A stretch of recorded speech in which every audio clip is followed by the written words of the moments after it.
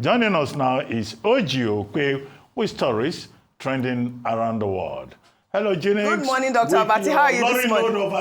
I don't know what you're talking about, but how are you this morning? We don't know what he's talking about. Good morning. You want me to break the... You cannot try it on this table. This table will shake. No, there's no doubt about it that you have you've started a retinue of admirers. No. How are you this morning? It's okay. You have a retinue of admirers. Our favorite woman on top.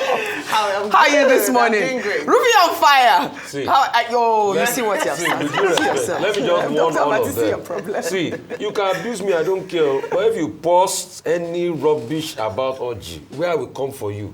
Water. No, they say they love her. No. See, you can abuse me, I don't care. Queen. But if you post anything about Oji, the way I'm going to get into you will not like it. All right, Ruby on fire. You can abuse me, but my colleagues on this table are not. All right, let's do this job. Let's do this job.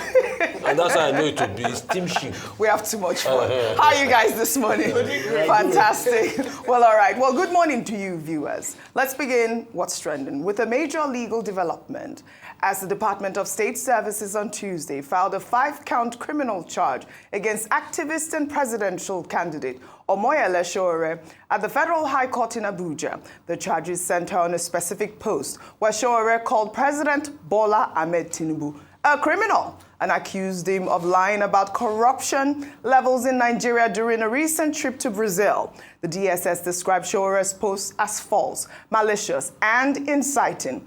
In an unprecedented move, the Secret Service Police also listed X Corp and Meta Incorporation as defendants for failing to delete Sowore's accounts despite official demands. The DSS had initially given Sowore a 1-week ultimatum on September 8th to delete the posts, but both the activist and the social media platforms refused to comply.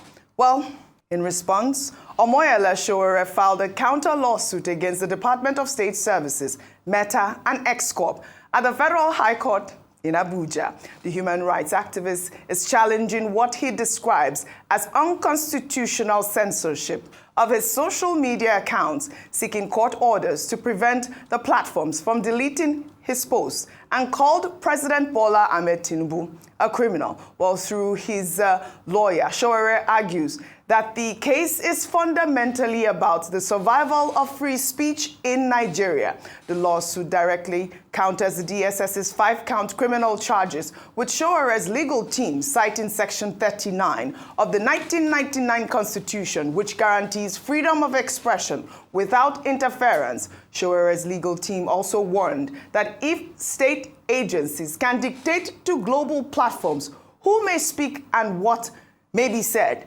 then no Nigerian is safe from having their voices silenced at the whim of those in power. I'll take some reactions. This is from John, who wrote on X. He wrote, "I don't believe you are interested in leading this country." You're laughing.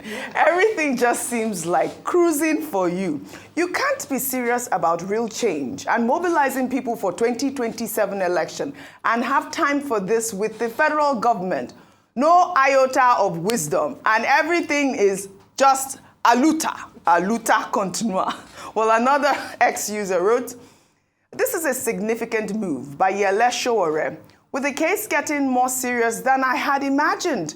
The court's ruling could set an important precedent for how platforms handle politically sensitive content." Dr. Baci, I mean, this is, a new development. I mean, we took this story when it broke, and now the DSS has filed a lawsuit against Sowore and the social media platforms. Your thoughts? Okay, there are 2 cases on the table. The DSS went to court to sue on 2 grounds. Charges count 2 and 3 of the charges accuse Sowore of defamation against the person of the President of the Federal Republic.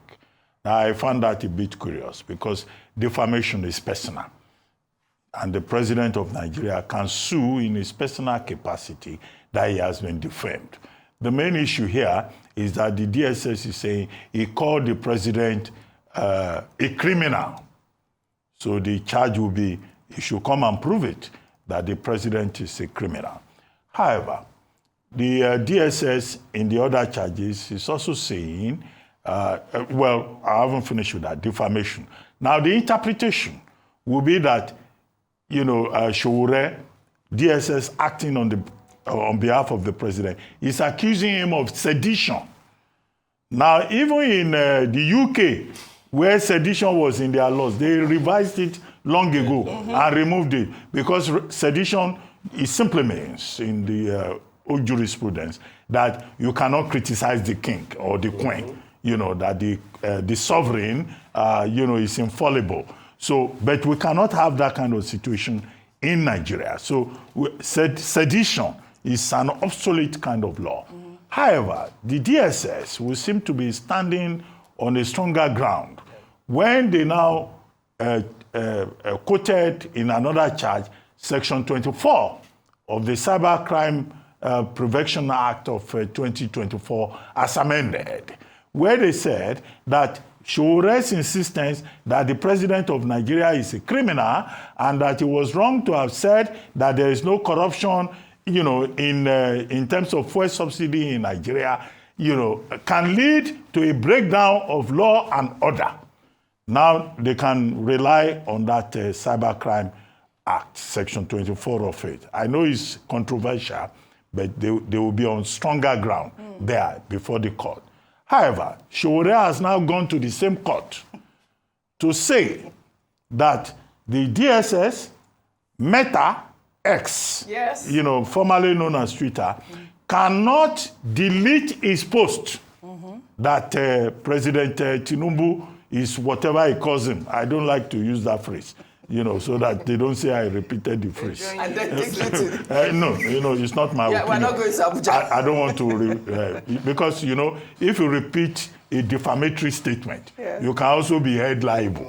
So, except you're reporting. Subsequent publishing, right, can be an offense. Okay. But, he is now saying that he has the right to express himself under Section 39 of the 1999 Constitution.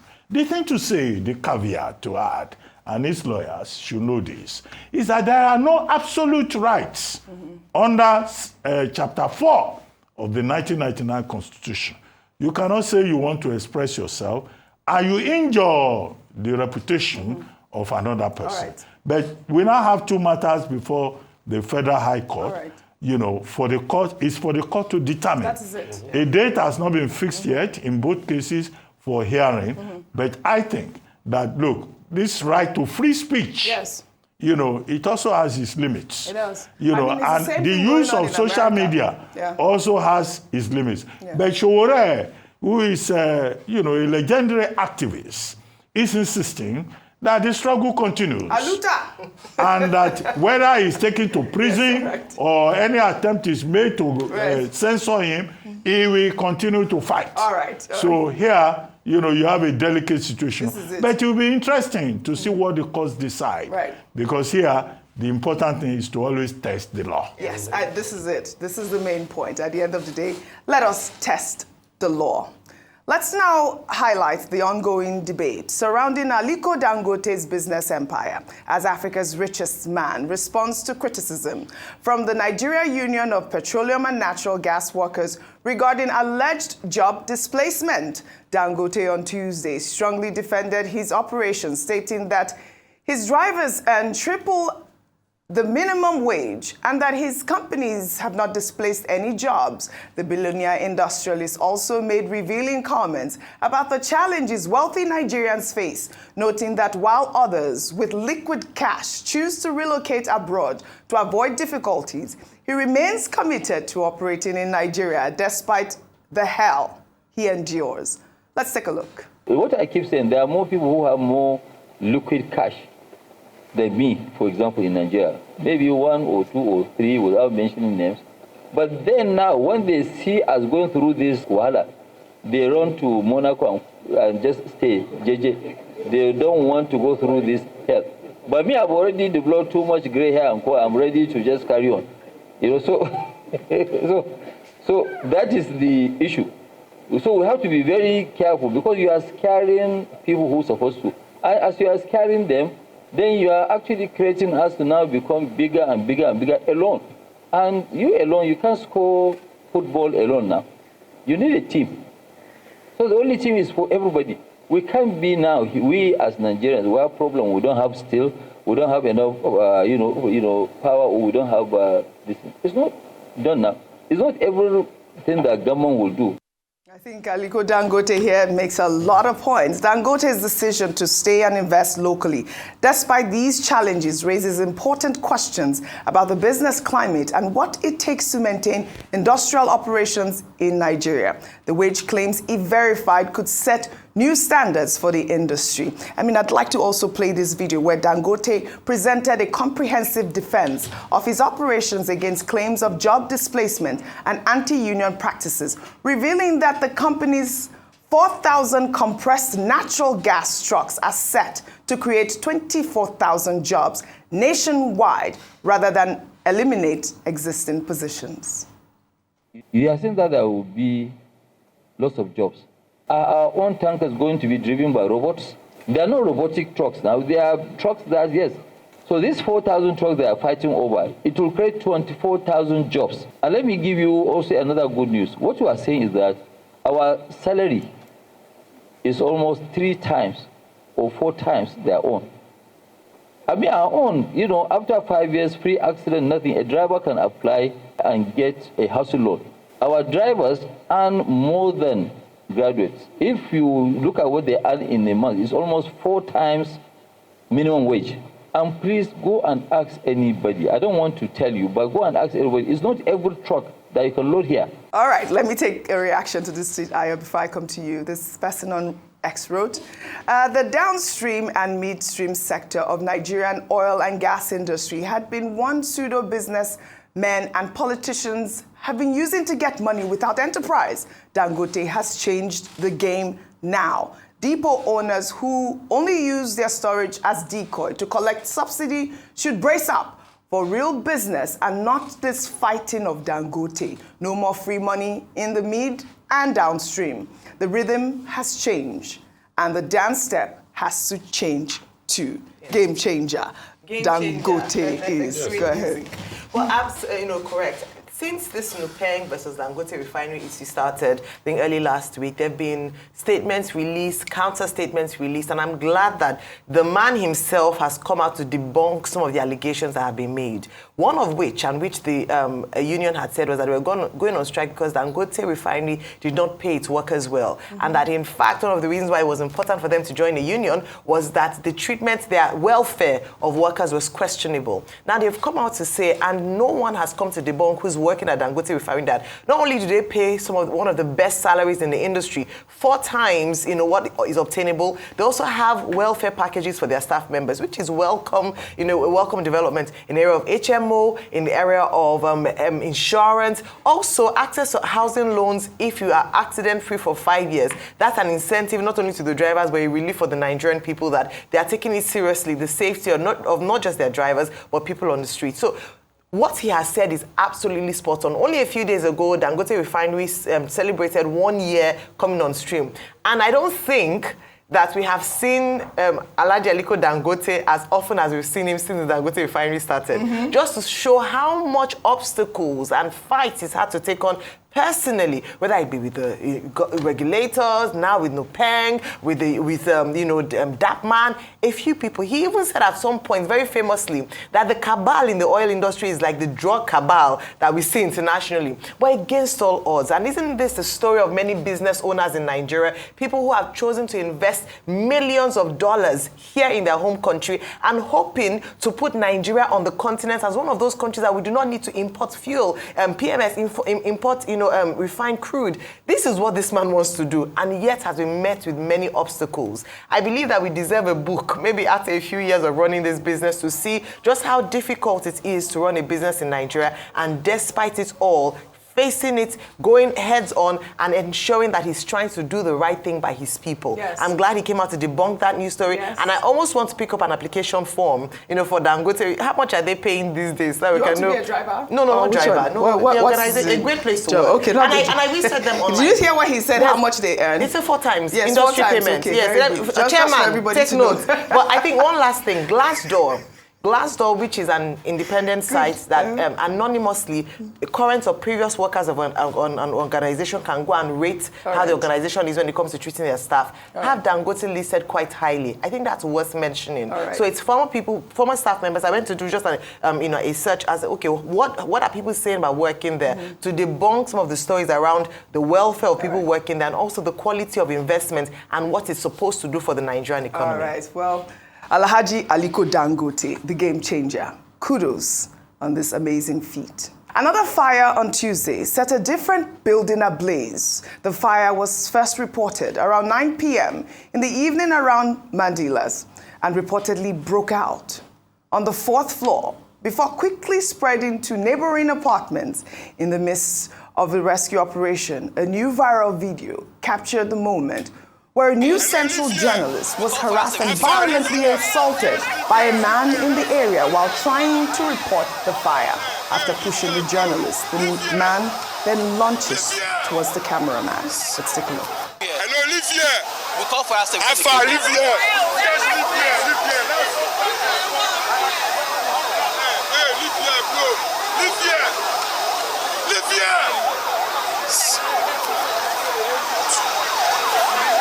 This is unbelievable. With this incident, Dr. Patti, no casualties have been reported as of now, and the cause of the fire is yet to be determined. Eyewitnesses say they observed thick smoke emanate from windows on higher floors as the fire progressed. But you know that this is not the first time that we are seeing, a reporter. Some users online have noted that this is not the first time that we are seeing, a News Central reporter being attacked like this on camera while covering a story. There was an incident from a year ago where a correspondent was attacked in Ojota while covering a hunger protest there. We did take this story. I'd like for you to tie both stories in very quickly. Let's deal with the harassment of journalists. The journalists, yeah. Whether the journalist is from News Central or from Arise News or from AIT or from Channels or from Silverbird or from TVC, no journalist deserves to be harassed in the course of their duty.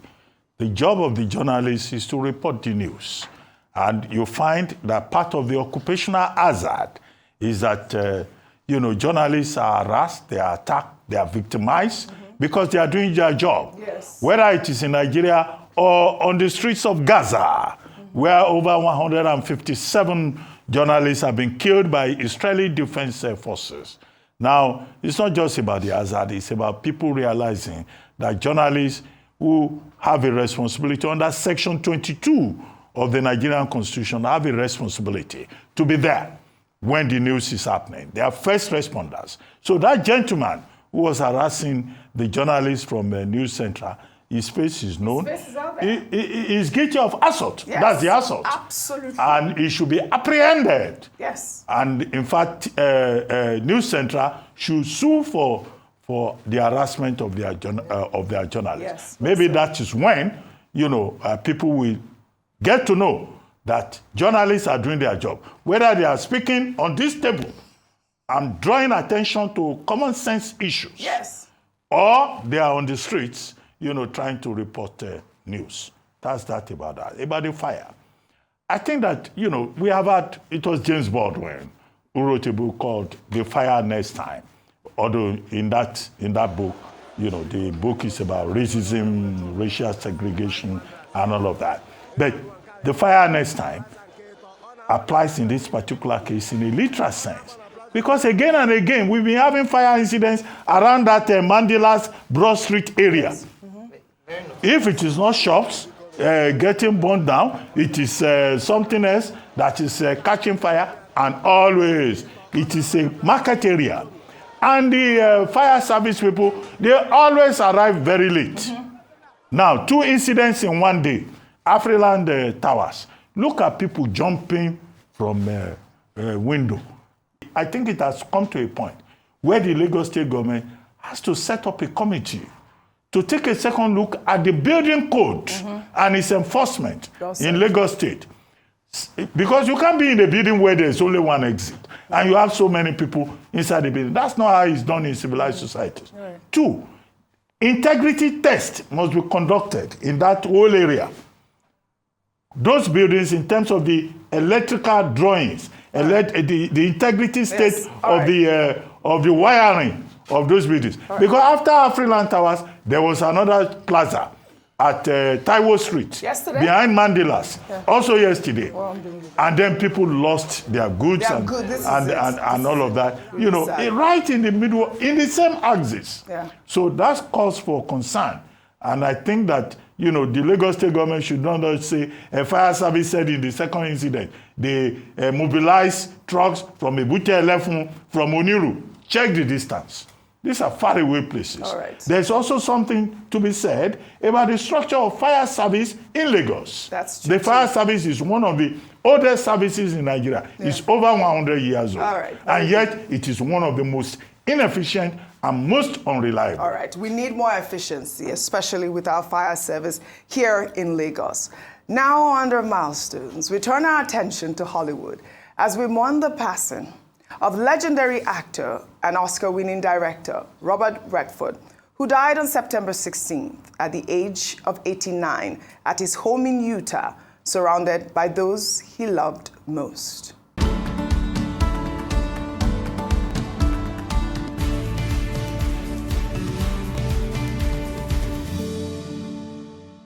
Born in Santa Monica, California in 1936, Robert Redford's career spanned over 6 decades, from his breakthrough role in Barefoot in the Park to becoming one of cinema's most enduring icons, known for his starring roles in Butch Cassidy and All the President's Men. Redford also directed award-winning films such as Ordinary People and A River Runs Through It. Beyond his Hollywood success, he was a passionate environmentalist and champion of independent cinema. His passion for the art of filmmaking led to his creation of the Sundance Institute, a non-profit that supports independent film and theater and is known for its annual Sundance Film Festival. Robert Redford acted well into his later years, reuniting with Jane Fonda in the 2017 Netflix film Our Souls at Night. He's remembered for his role in the 1993 drama Indecent Proposal, starring alongside Demi Moore, where he played a wealthy businessman who offers a married couple $1 million for one night with the wife. You have something that I just don't have. Well, I guess there's limits to what money can buy. Well, some things aren't for sale. Such as? Well, you can't buy people. That's naive, Diana. I buy people every day. Oh, well, in business maybe, but not when real emotions are involved. So what are you saying? You can't buy love? That's a bit of a cliche, don't you think? It's absolutely true. Is it? What do you think? I agree with Diana. You do? But let's say that there were real money behind it. I'm not kidding. $1 million. Now, the night would come and go, but the money could last a lifetime. Think of it. $1 million. A lifetime of security. For one night. Seriously. That was my favorite role of Robert Redford. Can money buy love? Can money buy love? Can money buy love? That's the question out there for you guys. Well, all right. Because in the movie, it says a lifetime, $1 million, it will pay for all your securities. But spending a night with another man will leave you with that guilt and insecurity all your life. All right. And the pain it will cost. Rufai says money can buy love. My producer is saying $100 million. No. The Pope has already offered advice.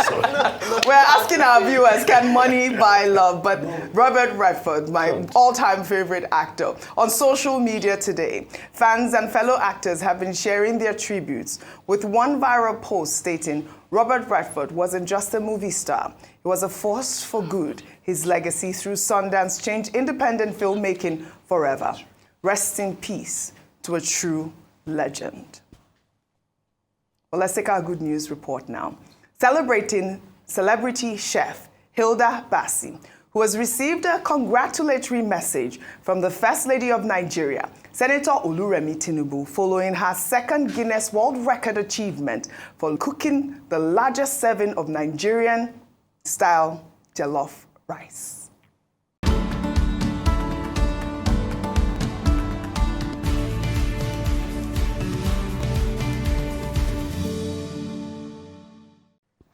The First Lady praised Hilda Baci's passion, resilience, and creativity in showcasing her craft as a celebrity chef, describing her accomplishment as inspiring and noting how she has brought pride to the nation through global recognition.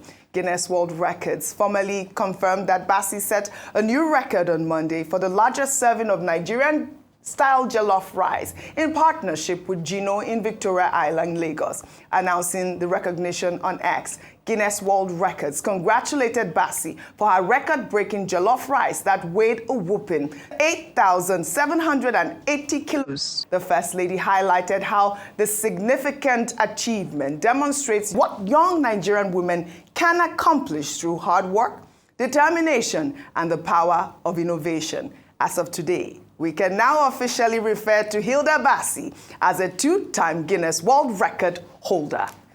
Yeah, you can be the greatest, you can be the best, you can be the King Kong banging on your chest. You can beat the world, you can beat the war, you can talk to God, go banging on his door. You can throw your hands up, you can beat the clock, yeah. You can move a mountain, you can break rocks. You can be a master, don't wait for luck, dedicate yourself and you go find yourself. Standing in the Hall of Fame. She is etched herself now in the Hall of Fame. The First Lady's endorsements carries significant weight, especially coming from someone who has consistently championed women's empowerment and youth development by specifically mentioning young women and their potential for greatness. Senator Oluremi Tinubu is using Hilda's success as a platform to inspire the next generation. Congratulations, Hilda Baci. Yes. I'd love to thank you all. Congratulations, huge, huge, huge. Two-time Guinness World Record holder. I'd love to thank you all for your great analysis, as always, on What's Trending. I wish we had more time today. Well, that's all I have for you guys on What's Trending today. I'll see you all tomorrow.